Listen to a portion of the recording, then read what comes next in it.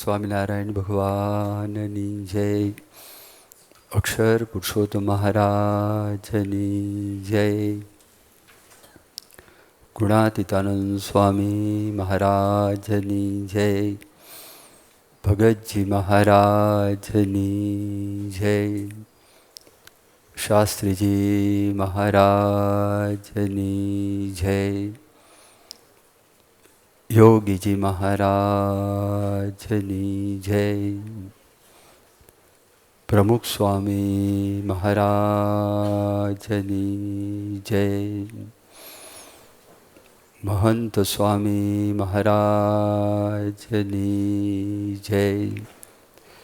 સુરત અક્ષરધામ મહોત્સવની જય.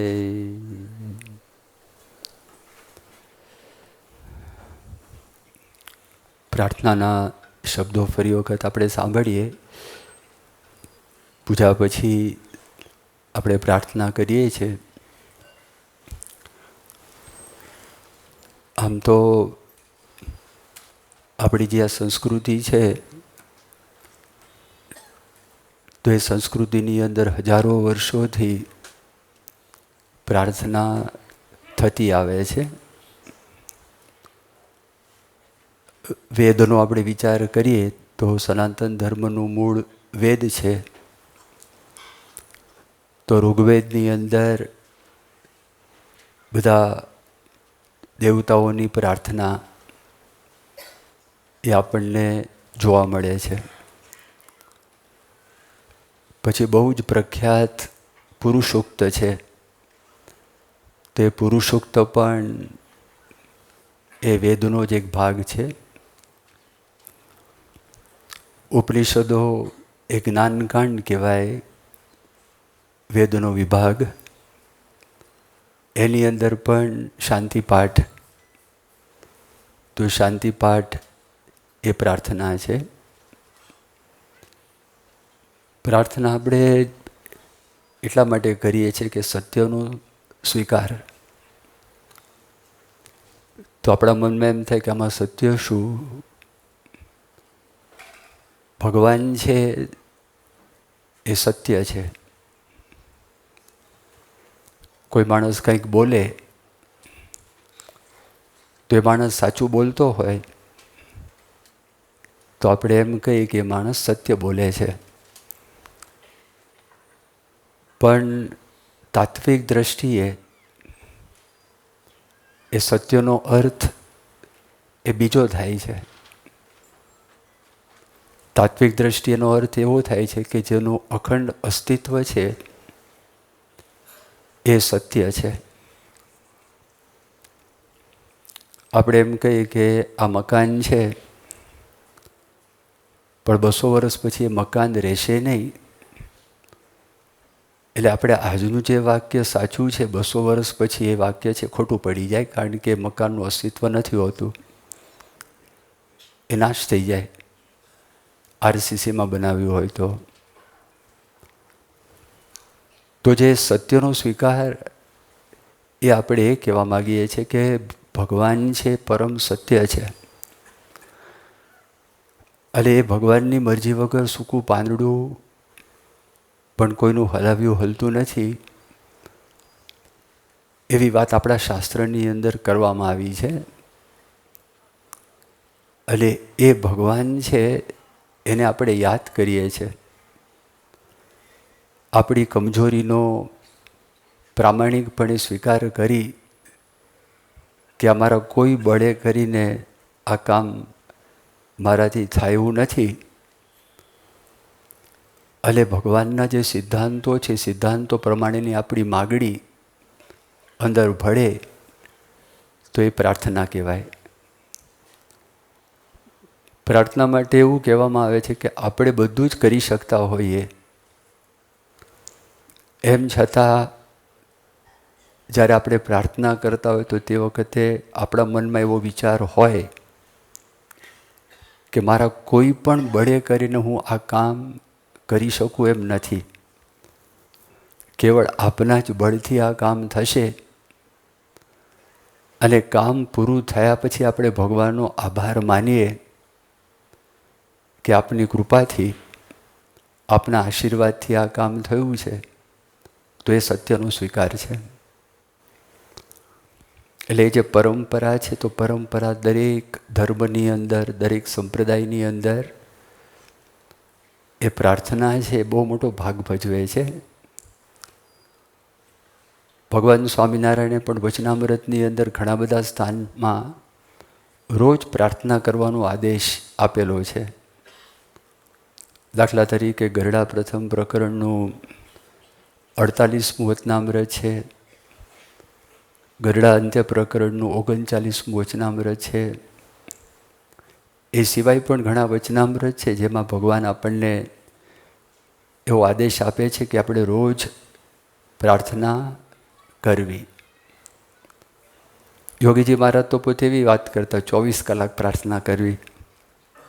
તો સૂવું ક્યારે, અને ખાવું ક્યારે, પાણી પીવું ક્યારે? એ પ્રાર્થનાનો મહિમા છે, એ મહિમા પોતે સમજાવતા હતા. તો ભગવાન સ્વામિનારાયણે કેવી પ્રાર્થના કરવી, શું પ્રાર્થના કરવી, એ બધું માર્ગદર્શન પણ એમને આપેલું છે.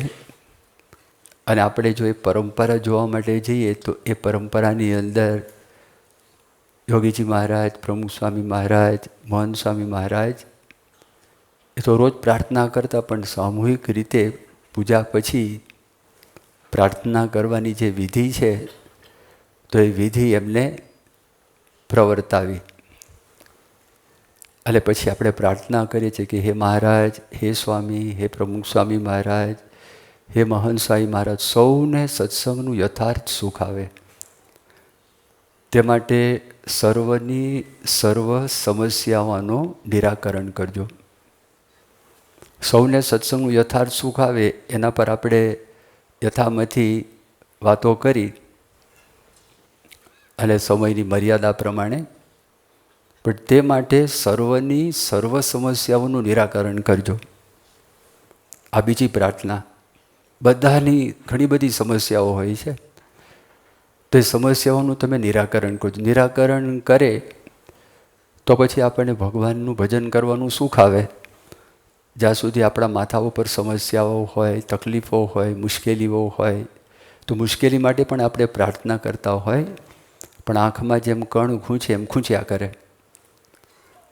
તો મુખ્ય બધી સમસ્યાઓ કઈ સમસ્યા છે? એક તો આર્થિક સમસ્યા, બીજી શારીરિક સમસ્યા, ત્રીજી માનસિક સમસ્યા, ચોથી પારિવારિક સમસ્યા, પાંચમી સામાજિક સમસ્યા. સમાજમાં આપણે રહેતા હોય તે બધી સમસ્યાઓ આપણા જીવનની અંદર એ આપણને દેખાતી હોય છે. હવે આ બધી જે સમસ્યાઓ છે એટલે દુઃખ કહીએ આપણે. તો માણસના જીવનની અંદર જે દુઃખ આવે છે, તો દુઃખના કારણો કયા? માણસના જીવનમાં જે દુઃખ આવે છે, દુઃખનું એક કારણ છે પ્રારબ્ધ. તો પ્રારબ્ધનો અર્થ શું થાય? કે જેમાંથી આપણું શરીર બનેલું છે ને, આપણો જ્યારે જન્મ થયો તો જન્મની સાથે જ આપણા આ દેહમાં એ સુખ દુઃખ નિર્માણ થયેલા છે. 3 પ્રકારના કર્મ છે. એક કર્મ છે સંચિત કર્મ, બીજા જે કર્મ છે એ પ્રારબ્ધ કર્મ, અને ત્રીજા જે કર્મ છે ક્રિયમાણ. અનંત જન્મ ધારણ કર્યા, અનંત જન્મની અંદર આપણે અનંત કર્મો કરેલા છે, અને જે કંઈ આપણે કર્મ કરીએ કર્મનું ફળ આપણને પ્રાપ્ત થાય છે. એ થિયરી ઓફ કર્મ, કર્મવાદ જેને કહેવામાં આવે. માણસ જે કંઈ કર્મ કરે કર્મનું ફળ એને મળે છે. કોઈ પણ એક જન્મની અંદર આપણે બધા જ કર્મો છે, કર્મનું ફળ છે એ ભોગવી શકતા નથી. પરમ પૂજ્ય મોહન સ્વામી મહારાજ આપણને સમજાય એવા દ્રષ્ટાંત આપીને સમજાવે છે કે માની લો કે એક ડબ્બો હોય, એ ડબ્બાની અંદર અડધા કાળા તલ ભરેલા છે અને અડધા સફેદ તલ ભરેલા છે. પછી તમે એને બરોબર હલાવો અને એવું માનો કે ધોળા તલ છે પુણ્ય કર્મ છે અને કાળા તલ છે પાપ કર્મ છે. હકીકતમાં કાળા તલ વધારે લાભદાયક છે. તમે વૈદને પૂછો તો કાળા તલમાં જેવા ગુણ છે ને એવા પાછા સફેદ તલમાં નથી. પણ આ તો સમજવા માટે આપણે વાત કરીએ છીએ કે કાળા તલ અને ધોળા તલ એમાંથી તમે એક મુઠ્ઠી લો. એ જે મુઠ્ઠી લો એ ડબ્બો જે પડ્યો છે આખો એ સંચિત કર્મ છે. સંચયી થયેલા કર્મો જે ભોગવવાના બાકી છે એનું ફળ આપણે ભોગવવાનું બાકી છે એ આખો ડબ્બો. અને ડબ્બામાંથી એક મુઠ્ઠી આપણે બહાર કાઢી. તો એવી રીતે બ્રહ્માએ આપણો આખો જે સંચિત કર્મનો ઢગલો એમાંથી એક મુઠ્ઠી પકડીને શરીર બનાવ્યું. હવે એની અંદર વધારે સફેદ તલ હોય તો માણસ છે શરીરે કરીને સુખી રહે, આર્થિક દ્રષ્ટિએ સુખી રહે, સમાજની અંદર એવું હોય આ લોકની બધી વસ્તુઓમાં એ માણસ સુખી થાય. અને જો કાળા તલ વધારે હોય તો એને દુઃખ આવે. એ સારા હોય તોય દુઃખ આવે. વિદ્વાન હોય, સદગુણી હોય તોય એને કષ્ટ ભોગવવા પડે. એ પ્રારબ્ધ કર્મ છે. જેમ કે ઘણાને જન્મથી ખોડ ખાપણ હોય છે ને, હવે જન્મથી ક્યાંથી આવી ગઈ? માતા બરોબર હોય, પિતા બરોબર હોય, દાદા બરોબર હોય, દાદી બરોબર હોય, પરદાદા બરોબર હોય, પરદાદી બરોબર હોય, એને શરીરની અંદર કોઈ ખોડ ખાપણ ના હોય. અને આ ચોથી પેઢી જેનો જન્મ થયો, ચોથી પેઢીની અંદર તમને કંઈક થાય કે આને કંઈક છે. ઉદાહરણ તરીકે તમે જુઓ તો અમેરિકાની અંદર શિકાગોમાં નિરલ પટેલ કરીને છોકરો હતો. હવે જન્મ થયો ત્યારથી જ એને કિડનીનો પ્રશ્ન. એ લગભગ 30 વર્ષની ઉંમરનો થયો. 30 વર્ષની ઉંમરે ધામમાં જતો રહ્યો. 28 કે 30 વર્ષે ત્યાં સુધીમાં કિડની 4 ટ્રાન્સપ્લાન્ટ તો કિડની થઈ એમની.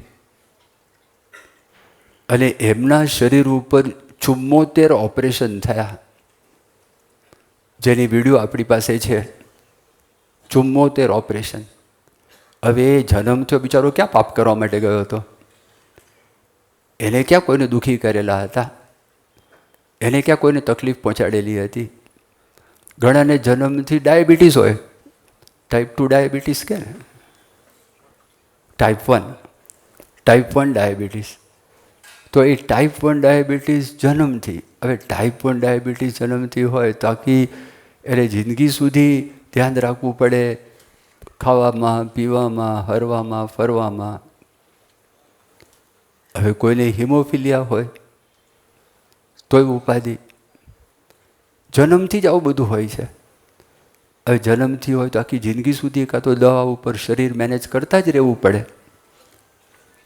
હવે આવા ઘણા બધા પ્રશ્નો આપણને દેખાય. તમે હોસ્પિટલમાં જાઓ અને હોસ્પિટલમાં એક આંટો મારીને આવો, ખબર પડે તો માણસના જીવનમાં કેટલાક દુઃખ છે. તેનું કારણ છે પ્રારબ્ધ. દુઃખનું બીજું કારણ કયું છે?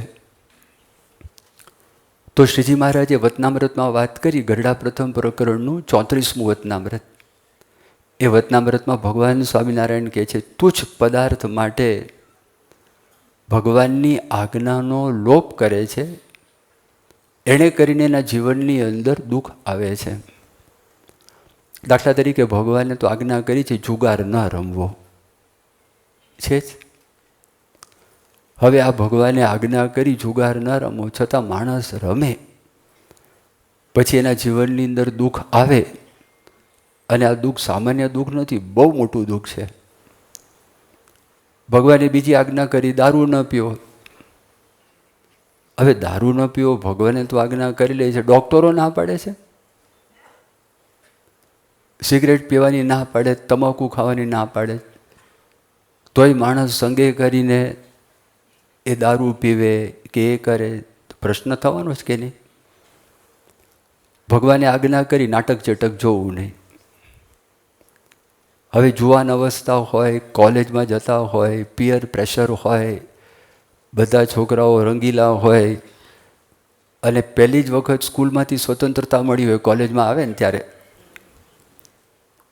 એટલે પહેલી વખત શબ્દ સાંભળ્યો અમે કોલેજમાં ગયા ને કે આ પીરિયડ આપણે બંક કરીએ. તો બંકિંગની વાત હું બંકિંગ છે. સ્કૂલમાં તો હોય નહીં, સ્કૂલમાં તો તમે કમ્પલસરી આ પીરિયડ આપણે બંક મારીએ. પછી અંદર અંદર ચર્ચા થાય કે આ પ્રોફેસર છે બોરિંગ છે, આવું મજા આવે એવું નથી, માટે છોડો એને, અહીં આમ કરો તેમ કરો. સ્વતંત્રતા આવી, કપડામાં સ્વતંત્રતા, કોઈ યુનિફોર્મનો પ્રશ્ન નહીં. અમુક કોલેજમાંથી સ્ટ્રિક્ટ છે, અમુક યુનિવર્સિટીમાં સ્ટ્રિક્ટ છે, એ લોકોએ રાખી મૂકેલું છે ડિસિપ્લિન, પણ દરેકમાં આ વસ્તુ છે નહીં. હવે એ જાય, ક્યાં જાય છે? સિનેમામાં જાય. અને અત્યારે બધું ઘર બેઠા સિનેમા, મોબાઈલમાં સિનેમા, લેપટોપમાં સિનેમા, અને એને કહે છે બિંજ વોચિંગ. જેમ દારૂ ઢીંચે ને એની કોમ્પિટિશન થાય. આપણે ત્યાં બધી હોસ્ટેલોમાં કોમ્પિટિશન થાય, રાખે, છોકરાને રાજી થાય, ખુશ થાય. રોજ રાખે તો માંદા પડે, પણ એને એક વખત એન્યુઅલ ફંક્શન હોય, બીજું હોય, જેટલા ગુલાબજાંબુ ખાવો એ ખાઓ, જેટલો આઈસ્ક્રીમ ખાવો એ ખાઓ. આઈસ્ક્રીમની કોમ્પિટિશન, અડધો કલાકમાં કેટલું ખાઈ શકે, ધડાધડ કરે, એમ ઢીંચવાનું, બિંજ. એ પીપ એને પડે નહીં ત્યાં સુધી પીપી કરવાનું, એમ બિંજ વોચિંગ. એક ફિલ્મ જોઈ, કેટલી તાકાત છે, બીજી જોઈ, હજી ત્રીજી જો, હજી ચોથી જો, હજી પાંચમી જો, છઠ્ઠી જો, તાળીઓ પાડે. એટલે કોણ પ્રમાણ આપે તમને? તમને પ્રમાણ કોણ આપે છે? લોકો એ અમથા અમથા ખેંચાય છે. આ બધી આજ્ઞાનો લોભ છે. સોશિયલ મીડિયા, તો સોશિયલ મીડિયા શેના માટે? સમજો તો ખરા, કરવાનું છે શું?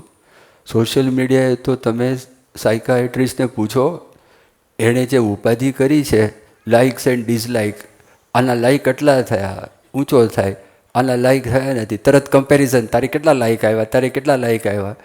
એટલે લઘુતા ગ્રંથિમાં જ રમ્યા કરે, એ જ જોયા કરે, શું આવ્યું, કેટલા હિટ્સ થયા. એટલે બેસ છાનો માનો, તને હિટ્સ છે તારે સુખી થવું છે કે દુઃખી થવું છે? આ જો આજ્ઞાનો લોભ. તો દુઃખનું બીજું કારણ શું છે? માણસના જીવનમાં દુઃખ આવે છે એનું કારણ આજ્ઞા છે. એ આજ્ઞાનો લોભ કરે છે, એ દુઃખનું કારણ છે. ત્રીજું કારણ કુદરતી આપત્તિઓ છે. કુદરતી આપત્તિ આપણા હાથમાં નથી. દાખલા તરીકે ભુજનો ભૂકંપ થયો 26મી જાન્યુઆરીએ, જે સમય ભૂકંપ થયો 9:10 કે કાંઈ ટાઈમ હતો. હવે એક સેકન્ડ પહેલાં કોઈને ખબર નહીં હોય કે અહીંયા ભૂકંપ થશે, અને ધરતીકંપ થયો અને હજારો માણસો છે મરી ગયા.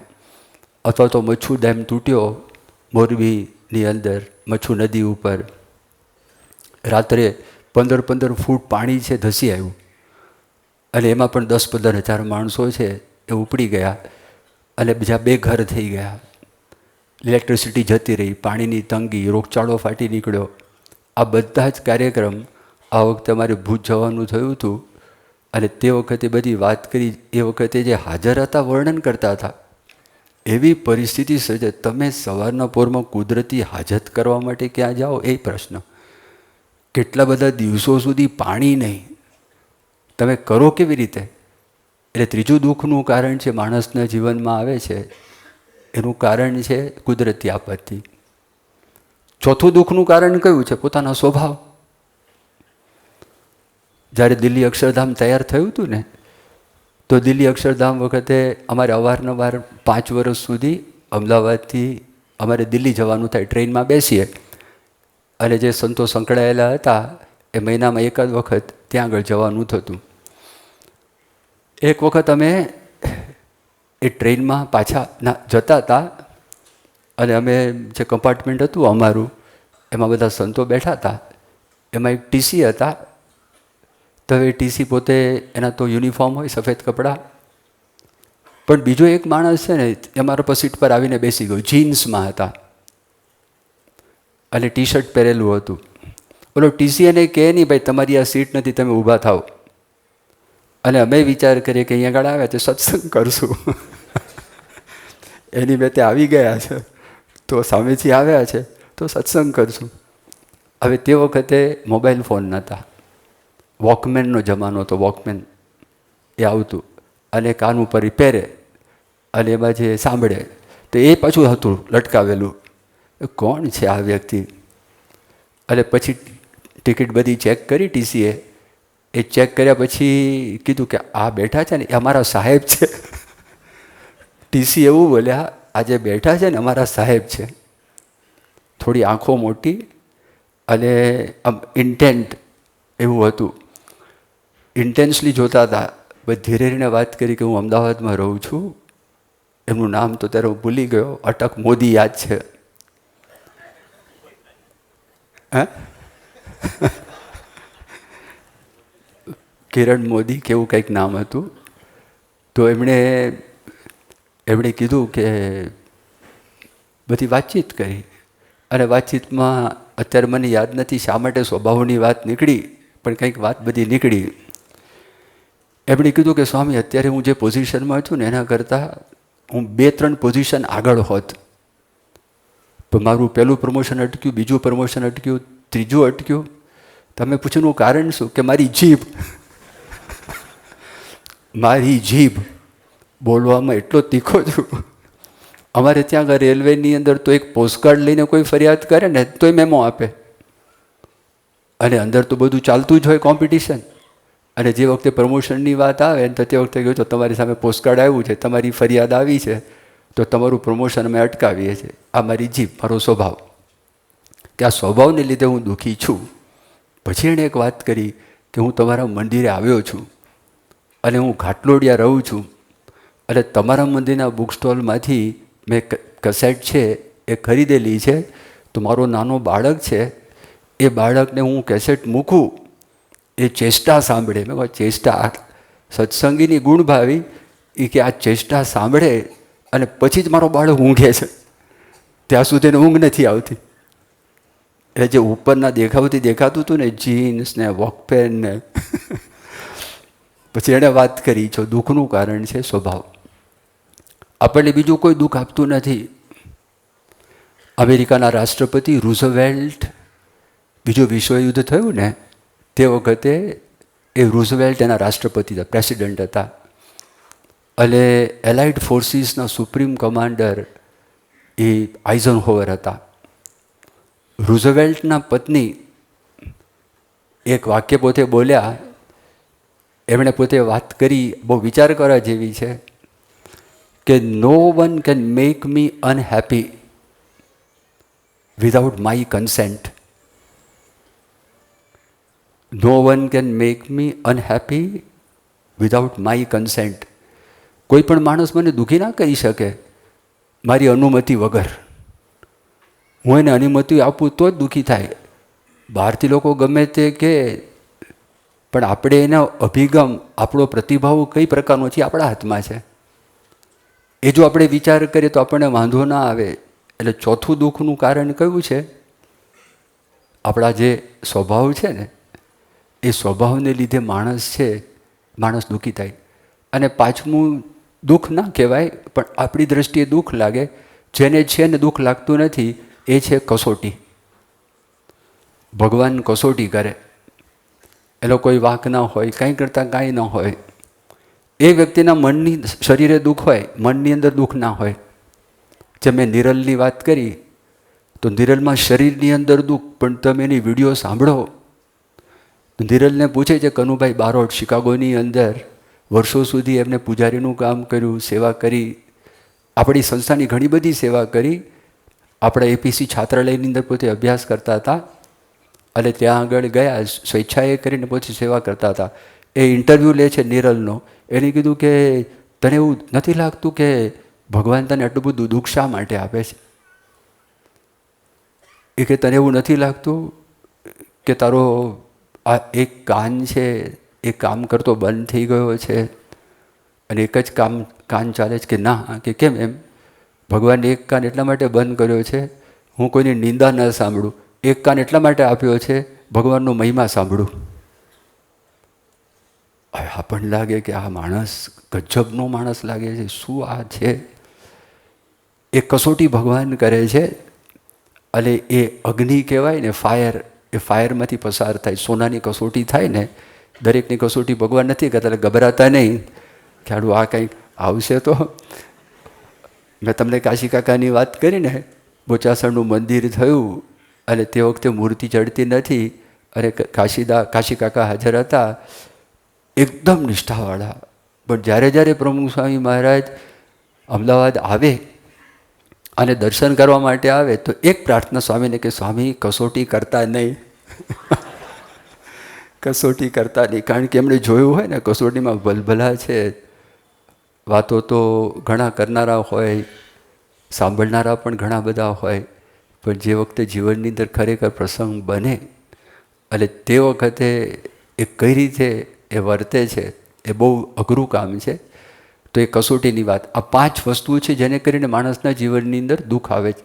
તો આપણે ભગવાનને બી પ્રાર્થના કરીએ છીએ કે ભગવાન સર્વની સર્વ સમસ્યાઓનું નિરાકરણ કરજો. પછી કઈ પ્રાર્થના કરીએ છીએ? અંતઃશત્રુ થકી, અહમ મમત્વરૂપી માયા થકી તથા કુસંગ થકી રક્ષા કરજો. એના પછીનું આપણે આ સ્ટેટમેન્ટ બોલીએ છીએ. અંતઃશત્રુ થકી, અહમ મમત્વરૂપી માયા થકી તથા કુસંગ થકી રક્ષા કરજો. હવે જો અંતઃશત્રુ છે એ આગળ વાત કરીને આપણને જે કષ્ટ આપે છે ને, માનસિક ત્રાસ, આપણા સ્વભાવો, એ આપણા અંતઃશત્રુ છે.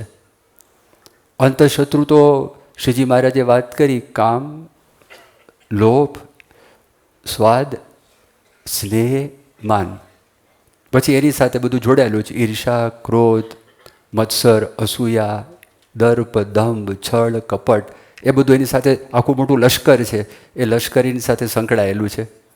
પણ આ બધા દોષો છે. હવે દોષોમાં વિચાર કરી, સુપરિન્ટેન્ડન્ટ દોષ છે ને અભિમાન છે નહીં. સુપરિન્ટેન્ડન્ટ દોષ સૌથી મોટો એ દોષ છે. હવે એ દોષને લીધે તમે જો માણસ છે ને એ નમી શકતો નથી. મહાભારતની અંદર યુદ્ધ થયું, મહાભારતના 18 પર્વો છે. એ 18 પર્વની અંદર પહેલું પર્વ છે ઉદ્યોગ પર્વ. હવે એક વખત નક્કી જ થયું કે લડાઈ પાક્કી જ છે, લડાઈ ફિક્સ છે, એ પાક્કું થઈ ગયું. બધાની સહાય લેવાની હતી. એટલે અર્જુને વિચાર કર્યો કે હું દ્વારિકા જાઉં અને દ્વારિકા જઈ અને ત્યાં આગળ હું કૃષ્ણ ભગવાનને મળું, કૃષ્ણ ભગવાનને વિનંતી કરું કે આખું યાદવ સૈન્ય છે તો અમારા પક્ષની અંદર લડે અને આપ પણ એમની સાથે આવો, એવી અર્જુનના મનમાં ઈચ્છા હતી. પાંડવો સાત્વિક હતા, દૈવી હતા અને કૌરવોમાં આ બધા આસુરી લોકો હતા. પેલા દૈવીની 2 આંખ હોય તો પેલાની 4 આંખ હોય. હવે એ લોકોના જાસૂસો મૂકેલા જ હતા કે આ પાંડવો હવે શું કરે છે, કોની પાસેથી સહાય લે છે, તો આપણે એના કરતાં પહેલાં પહોંચી જઈએ. હવે એમાં એમને ખબર પડી ગઈ કે અર્જુન છે કૃષ્ણ ભગવાન પાસે સહાય લેવા માટે ગયા છે અને કૃષ્ણ ભગવાનની સામર્થ્ય, કૃષ્ણ ભગવાનની તાકાત એ જાણતા હતા. એટલે કૃષ્ણ ભગવાનની સહાય લેવા માટે દ્વારિકા ગયા. એમાં ઝટ દુર્યોધન પહોંચી જાય છે અને પહોંચી જાય ને કૃષ્ણ ભગવાનનું શયન કક્ષ હતો, શયન કક્ષની અંદર એ ત્યાં આગળ કૃષ્ણ ભગવાન પોઢ્યા હતા. તેના માથા પાસે જઈને ઊભા રહ્યા. અરે થોડીક વાર થઈ હશે પછી અર્જુન આવ્યા. અર્જુને જોયું કે દુર્યોધન પધારી ગયા છે અને પછી પોતે તો મિત્ર હતા અને પાછા સગા હતા, પાછા ભક્ત હતા. એટલે ત્યાં આગળ પોતે અર્જુન એમનું જે આસન હતું જ્યાં સૂતા હતા પલંગ એની પાસે સામે એ હાથ જોડી અને અર્જુન ઊભા રહ્યા. અને કૃષ્ણ ભગવાન જાગ્યા. એ પોતે સૂતા હતા પણ યોગ નિદ્રા હતી, એમને તો ખબર જ હતી કોણ ક્યાં છે, ક્યાં ઊભું છે, બધું ખબર હતી. એ તો યોગ નિદ્રા હતી. અને જેવી આંખ ખોલી તો પર્પઝફુલી સીધી અર્જુન ઉપર આંખ ગઈ અને દુર્યોધનને ચટપટી થઈ, હા માગી લેશે તો ઉપાધિ. એટલે તરત બોલ્યા કે હું પહેલો આવ્યો છું. શાસ્ત્રમાં એવું વર્ણન કરેલું છે કે જે વ્યક્તિ પહેલો આવે અને જ્યારે કોઈ માગવા માટે ગયા હોય તો જે પહેલાં આવ્યા હોય તો એની ઈચ્છા છે પહેલાં પૂરી કરવી જોઈએ. એટલે કૃષ્ણ ભગવાન મનમાં તો હસ્યા અને પછી બીજી એક વાત કરી કે સગપણ અમારા બંનેનું, તમારી સાથેનું સગપણ છે ને એક સરખું જ છે. હવે હકીકતમાં તો સરખું સગપણ હતું નહીં, એનો કંઈ ઉલ્લેખ કર્યો નહીં, પણ પહેલી વાતનો કૃષ્ણ ભગવાને ઉલ્લેખ કર્યો અને કૃષ્ણ ભગવાન પોતે એવું બોલ્યા એમણે કહ્યું શાસ્ત્રમાં એવું પણ લખ્યું છે કે જે નાના હોય ને એનો અધિકાર માગવામાં પહેલો છે. અને અર્જુનને મેં પહેલાં જોયા છે, પણ હું બંનેને સહાય કરીશ. બસ એના મનમાં બીક થઈ કે આની પાસે જતો રહેશે તો ગડબડ થઈ જશે. હવે જો માગણી કેવી મૂકી, કસોટી કરી દીધી કે એક પક્ષમાં હું, એક પક્ષમાં મારું આખું સૈન્ય, અને હું કેવો શસ્ત્ર ધારણ નહીં કરું યુદ્ધમાં. આ તો ગભરાયા દુર્યોધન. આ તો આ માગણીની અંદર તો તમે કંઈક બીજું માગણી કરો કે ભાઈ તમને સફરજન જોઈએ છે કે પછી સંતરું જોઈએ છે, કંઈ ફળ નજીક નજીક આવતું હોય એની માગણી કરો તો બરાબર છે. ભાઈ તમને કેસર કેરી જોઈએ છે કે હાફૂસ કેરી જોઈએ છે, તો સમજાય કે ચલો બેવની સરખી રીતે ડિસ્ટ્રીબ્યુશન કર્યું. એ બંનેને કૃષ્ણ ભગવાન સહાય કરવાની વાતો તો કરે છે, માગણી એવી મૂકી છે અને મૂક્યું છે. અર્જુનને ચાન્સ પહેલાં આપ્યો છે. તો આ તો કોઈ આંધળો માણસ હોય કે સામાન્ય માણસ તોય તરત કે ભાઈ તમે શું કરશો, મંજીરા વગાડશો? યુદ્ધમાં શસ્ત્ર ધારણ કરવાના નથી તો કરવાના છો શું? એ તો તરત મૂકી દે. અર્જુને કીધું કે આપ મારા પક્ષમાં આવો. તો ખુશાલ થઈ ગયો, રાજી થઈ ગયો, પ્રસન્ન થઈ ગયો. અભિમાનનું ફળ, અભિમાનને લીધે એ ત્યાં ઊભો છે માથા ઉપર. એને ખબર નથી કે મેં માગણી કરી છે તો મારી જીત થઈ ગઈ. અને તરત ત્યાંથી બળદેવ પાસે જાય છે. બળદેવજી પાસે, બલરામ પાસે. એ બલરામ પાસે જાય છે ને, બલરામ પાસે ખુશ હતા. બલરામ કે કેમ રાજી છે? કૃષ્ણ ભગવાન પાસે સહાય લેવા માટે આવ્યા હતા. કે શું થયું? કે આવી માગણી મૂકી. અને મનમાં તો બલરામજીને થયું કે નક્કી ગોટાળો થયો અને નક્કી આને ગોટાળો કર્યો લાગે. અને પૂછ્યું શું થયું? કે અર્જુને કૃષ્ણ માગ્યા અને હું તો રાજી થઈ ગયો. આખું 1 કરોડનું સૈન્ય મારી પાસે આવી જાય. અને એટલું દુઃખ થયું એ કે જો સાંભળ, કૃષ્ણ ભગવાન એના પક્ષમાં ગયા છે ને, હવે હું તારા પક્ષમાં લડી નહીં શકું. કૃષ્ણ મારા ભાઈ છે, એની સામે કોઈ દિવસ હું હથિયાર ના ઉંચકી શકું, એ જેના પક્ષમાં હોય. એટલે હું તટસ્થ રહીશ, હું લડીશ નહીં. કૌરવમાં નહીં, પાંડવોમાં નહીં. એટલે બલરામને ખોઈ કાઢ્યા. અને પછી મનની અંદર એને ડિસઅપોઇન્ટ નહોતા કરવા. એ ડિસઅપોઇન્ટ નહોતા કરવા એટલા માટે મનમાં ને મનમાં કે બિચારો દુર્યોધન એને ખબર નથી કૃષ્ણ કોણ છે, જેના પક્ષમાં એ હોય એની જીત થશે. એનું કારણ અભિમાન. યુદ્ધ પૂરું થયું તે વખતે ધૃતરાષ્ટ્ર, એને બહુ દુઃખ હતું કારણ કે એના 100 પુત્ર મરી ગયા હતા. હવે બધાનો નાશ થઈ ગયો હતો. એટલે વિદુરજીને બોલાવે. જ્યારે જ્યારે મૂંઝવણ થાય ત્યારે વિદુરજીને જ્ઞાન આપે. આ મહાભારતની અંદર આ બધી વાત છે, મહાભારતમાં એનું વર્ણન કરેલું છે. હવે વિદુરજીને વાત કરી. વિદુરજીએ કીધું કે આ અમારા સૈન્યની અંદર જે સેનાપતિ થયા, ભીષ્મ સેનાપતિ થયા, પછી દ્રોણાચાર્ય સેનાપતિ થયા, પછી કર્ણ છે સેનાપતિ થયા, એ જે સેનાપતિ થયા પાંડવોનો કચ્ચર ઘાણવાડી કાઢ્યો. એક કે એકમાં એટલું એ લોકોએ પરાક્રમ બતાવ્યું. તો એ લોકોએ બધા ભેગા થઈને એક સાથે લડ્યા હોત તો એનો ભૂકો નીકળી જાત. એટલે એમને પૂછે છે વિદુરને, તમને શું લાગે છે આવું કર્યું હોત તો, પોતાનું કર્તવ્ય સમજી અને બધા ભેગા થઈને લડ્યા હોત તો તે વખતે વિદુરજીએ વાત કરી કે તમારી વાત સાચી છે, જો ભેગા થઈને લડ્યા હોત તો કોઈ દિવસ પાંડવ જીતી શકત નહીં. પણ દરેકને અભિલાષા હતી કે મારું પરાક્રમ હું સૌથી વધારે બતાવું. એ દરેકના મનમાં ઈચ્છા હતી, એ લાલસા હતી. અને એને લીધે આ કાર્યક્રમ થયો છે. અને હવે શોક કરવાની કોઈ જરૂર નથી. આ બધું પતી ગયું છે. અને તમે કર્તવ્યની વાત કરો છો, કર્તવ્ય પ્રમાણે કર્યું હોત તો લડાઈ જ ન થાય. પાંડવોનો હકનું હતું, તમે આપી દીધું હોત તો લડાઈ ક્યાં થવાની હતી? તમે એના કર્તવ્યની વાત કરો છો તો આ કર્તવ્ય નહોતું એના ભાગનું આપી દેવું, પણ એ કેમ ના આપી શક્યા? પોતાની મહત્વાકાંક્ષા એટલે અભિમાન. અને અભિમાનની દર ત્યાં માણસ સંપીને કામ ન કરી શકે. કારણ કે સંપીને કામ કરે તો પછી ક્રેડિટ ડિસ્ટ્રીબ્યુટ થઈ જાય. ક્રેડિટ છે ને ડિસ્ટ્રીબ્યુટ થઈ જાય, યશ ડિસ્ટ્રીબ્યુટ થઈ જાય, પણ અભિમાની માણસ છે એ કોઈ દિવસ બીજાને યશ ના આપી શકે. એટલે અભિમાન છે એ દુઃખનું કારણ છે. સંપૂર્ણપણે તમે જો એનો આખો નાશ થયો તો નાશ તેનું કારણ આ. એટલે મહાભારતની અંદર એક શિખીધ્વજનું આખ્યાન આવે છે, કહોડ ઋષિનું પણ આખ્યાન આવે છે. કહોડ ઋષિનું આખ્યાન, શિખીધ્વજનું આખ્યાન. તો કહોડ ઋષિના આખ્યાનની અંદર પ્રસંગ એવો થયેલો કે કહોડ ઋષિ હતા અને એમના પત્ની હતા, ગર્ભવતી હતા. તો એ પત્નીના ગર્ભની અંદર બાળક હતો અને કહોડ ઋષિ વેદપાઠ કરતા હતા. અરે વેદપાઠ કરતા હતા ને એમાં કંઈક ઉચ્ચારમાં ભૂલ કરી. તે ખબર નહીં આ પૂર્વનો સંસ્કારી બાળક હશે તો ગર્ભમાંથી એના પિતાને એમ કીધું કે તમે આખો દિવસ વેદપાઠ કરો છો, હજી ઉચ્ચાર તો બરોબર કરતા નથી.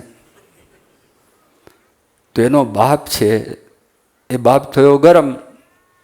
એને બાપને તો હજી તો ગર્ભમાં બેઠો છો એ તો વાંકી વાંકી વાતો કરે છે, માટે જ્યાં તને શ્રાપ છે તું 8 અંગે વાંકો થઈશ. તો એનો જન્મ થયો 8 અંગે વાંકા નીકળ્યા, અષ્ટાવક્ર ઋષિ. હવે છે ને બાપે આ કાર્યક્રમ કર્યો.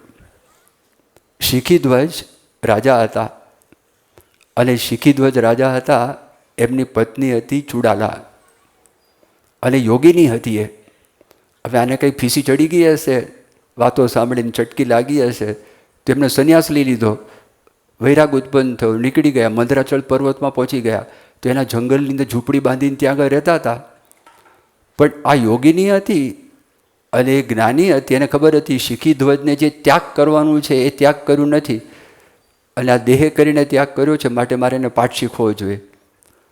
હવે યોગીની હતી એટલે એને બ્રાહ્મણના પુત્રનું રૂપ ધારણ કર્યું અને બ્રાહ્મણના પુત્રનું રૂપ ધારણ કરી એ પણ મંદરાચલ પર્વત પાસે ગઈ અને પર્ણકુટીર પાસે શિખીધ્વજે આવીને વાત કરી કે આ ઝૂંપડી કોની છે? કે મારી જ છે ને ભાઈ. તો કે તમે આખું રાજપાટ છોડી દીધું અને ઝૂંપડી મારી થાય છે, હું તો ગયું નથી હજી. એને કે એમ છે, બાળી નાખી ઝૂંપડી. અને પછી કીધું કે આ શરીર કોનું છે? એ તો મારું જોઈએ ને ભાઈ શરીર. તો કે તારું શરીર છે, હજી તો હું પણ તો ગયું નથી. તે ચિતા સળગાવી અને ચિતા સળગાવીને તૈયાર થયા બળી જવા માટે. જો તમે એનો કેફ રાજાનો.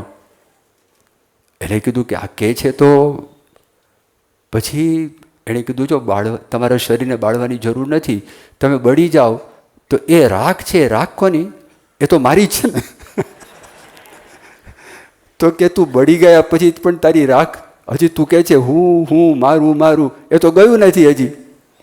અને જે કાઢવાનું છે તમે કાઢતા નથી. એને પોતાનું સ્વરૂપ બદલાવ્યું અને ચુડાલા આવી સામે.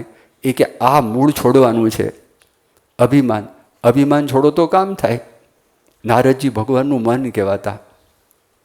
નારદજી એ ભગવાનનું મન.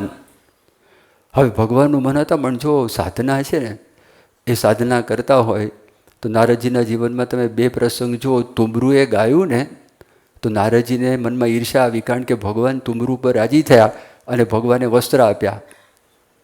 અને વસ્ત્ર આપ્યા તો એ મનમાં હજી જે આ ભાવ છે ને, દેહભાવની વાત કરીએ, એવી રીતે નારદજીને પોતાની જે સાધના હતી, સાધનાનું કંઈક અભિમાન નારદના મનમાં આવ્યું.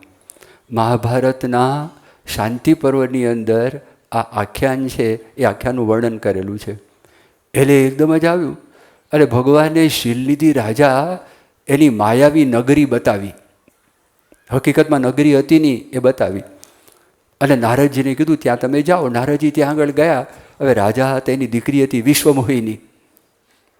અને વિશ્વમોહિની પરણવા લાયક થયેલી હતી. અને પછી એમને નારદજી પધાર્યા. ઓહો, આવો પધારો. હવે મારી દીકરી છે, તમે એનો હાથ જુઓ, એને યોગ્ય વર કોણ છે? તો નારદજીને સાધનાનું અભિમાન આવ્યું હતું ને, તો ભગવાનને એક કાર્યક્રમ કરવો હતો એટલે બધું માયાવી ઉત્પન્ન કર્યું. તો જેવો હાથનો સ્પર્શ કર્યો, જોવા લાગ્યા કે કોણ છે.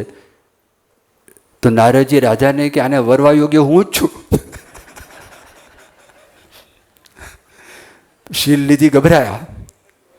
શીલ લીધેના મનમાં થયું કે ભારે કરી નાખી આ તો. આ નારદજી કે છે, કારણ કે નારદજીએ તપશ્ચર્યા કરી હતી, તો તપશ્ચર્યામાં શરીર કૃશ થઈ ગયું, આ છે તે છે. હવે એવું કંઈ રૂપને મારી દીકરી પરણે નહીં. એટલે શિલ્લી રાજાએ યુક્તિ કરી, આપણે એક કામ કરીએ, અમે તો રાજા કહેવાય, સ્વયંવરનો કાર્યક્રમ હોય છે કે કન્યા પોતાની જાતે વરને પસંદ કરે. રાજાઓ બધા દેશમાંથી આવે તો સ્વયંવરનો કાર્યક્રમ, એને જે યોગ્ય લાગે એ રાજાના ગુણ ગવાય, રાજાનું પરાક્રમ શું છે એની પણ વાત થાય, રાજાનું રૂપ છે એની વાત થાય, રાજાનું બેકગ્રાઉન્ડ કયું છે એની વાત થાય. દરેક આવે કેન્ડિડેટ, અને દરેક કેન્ડિડેટનો પરિચય છે, એનો પ્રોફાઇલ એનું રેઝ્યુમે એ આવે કે સીવી શું છે, અને પછી નક્કી કરે, ઓકે ચલો પછી કન્યા અને વરમાળા છે એ પહેરાવે. હવે નારદજીને થયું કે કન્યા છે તો રૂપને વરે ભગવાન પાસે ગયા. ભગવાનને જેને વાત કરી કે ભગવાન મને એવું રૂપ આપો. ભગવાન કે કેમ ભાઈ રૂપ જોવે છે એનું કારણ શું છે? તો એણે કીધું નારદજીએ કે આ પૃથ્વી ઉપર બધા રાજાઓ છે, એને પોતાના રૂપનું બહુ અભિમાન આવી ગયું. તે અભિમાન છે ને પરાસ્ત કરવા માટે મને તમે એવું રૂપ આપો. પણ એનો ભાણો હતો પર્વત, કે એનું મોઢું માકડાનું કરજો, કારણ કે પર્વતને લગ્ન કરવાની ઈચ્છા હતી એના ભાણાને. એનું નામ પર્વત ઋષિ, પર્વત ડુંગર નહીં, હા, પર્વત ઋષિ. હવે પર્વત ઋષિ ભગવાન પાસે પહોંચ્યા નારદજી ગયા પછી, અને ભગવાનને વાત કરી, ભગવાન મને તમે એવું રૂપ આપો કે રાજાઓનો મદ છે એ મદનો નાશ થાય. પણ નારદ છે ને, નારદજી, એનું મોઢું માકડાનું કરજો. ભગવાન કે તથાસ્તુ, જાઓ. તો બંનેના મોઢા માકડાના, બંનેના મોઢા માકડાના. પછી બધા પર્વત નારદજીને જોઈને ખુશ થાય કે વાહ માકડાનું, અને નારદ પર્વતને જોઈને ખુશ થાય કે વાહ માકડાનું. પણ ખબર નહીં બંનેના માકડાના છે, બંનેના માકડાના છે ખબર નહીં. હવે ત્યાં આગળ તો બધા મલકાતા હતા. પેલી કન્યા લાઈનમાં આવીને આ તો જોયા માકડાના મોઢા, તે ભડકી. નારદજી પાસે ભડકી અને પર્વત પાસે ભડકી. એમ થયું કે આ છે શું? પછી ત્યાં બેઠા હતા, એક જણે કીધું કે તમારા બંનેના મોઢા જઈને તળાવમાં જુઓ, કેવા મોઢા તમારા. અને ત્યાં આગળ જોયા બંનેના મોઢા માકડાના. અને પછી જે ગુસ્સો આવ્યો, અને બંને ગયા ભગવાનની પાસે. અને ભગવાનની પાસે જઈને વાત કરી કે તમે કપટ કર્યું, તમે કપટ કર્યું. ભગવાને કીધું તમે માગ્યું તું એ આપ્યું.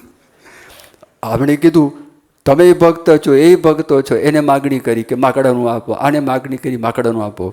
પછી ભગવાનને શ્રાપ આપ્યો, મને વિયોગ થયો છે, તમને પણ વિયોગ થાઓ. ભગવાન કે તમને બચાવવા માટે મેં આ કામ કરેલું છે, પણ તમારો શ્રાપ છે ને હું માથા ઉપર લઈશ, જાઓ બસ, પણ મારે તમને બચાવવા છે. તો હવે એમને જો સાધના કરી હતી તો સાધનાનું અભિમાન આવ્યું, તો ભગવાને એમના જીવનમાંથી પણ આ કાઢ્યું. ભગવાન સ્વામિનારાયણ પોતે ગઢડામાં હતા, અને ગઢડાની અંદર તે વખતે પંચાળાથી દરબાર ઝીણાભાઈ આવેલા, અને એમના બેન અદીબા બંને આવેલા. એ લોકોએ રસોઈ આપેલી, દૂધપાકની રસોઈ. અને મહારાજનું શરીર પણ કૃશ હતું, અને શ્રીજી મહારાજ સામા બેઠા હતા. અને સોમબા ફોઈ, એ દાદા કચાના ફોઈ થાય, એ બેઠા હતા.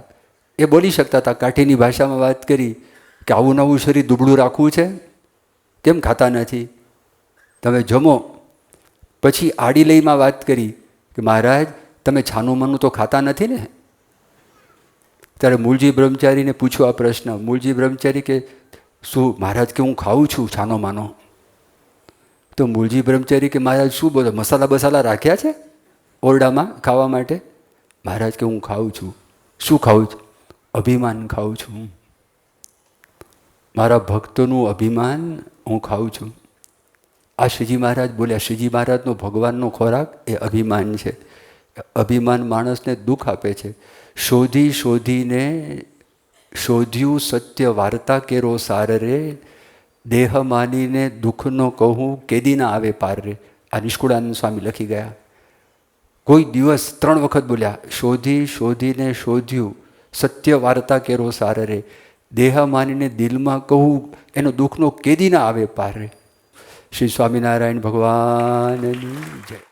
આવી પ્રેરણાદાયી કથાના નિયમિત શ્રવણ માટે આ વિડીયોને લાઈક કરો અને ચેનલને સબસ્ક્રાઈબ કરો. અને ખાસ આ કથાને આપના જેવા અન્ય મુમુક્ષુ સાથે શેર કરીને આંગળી ચિંધ્યાનું પુણ્ય મેળવો.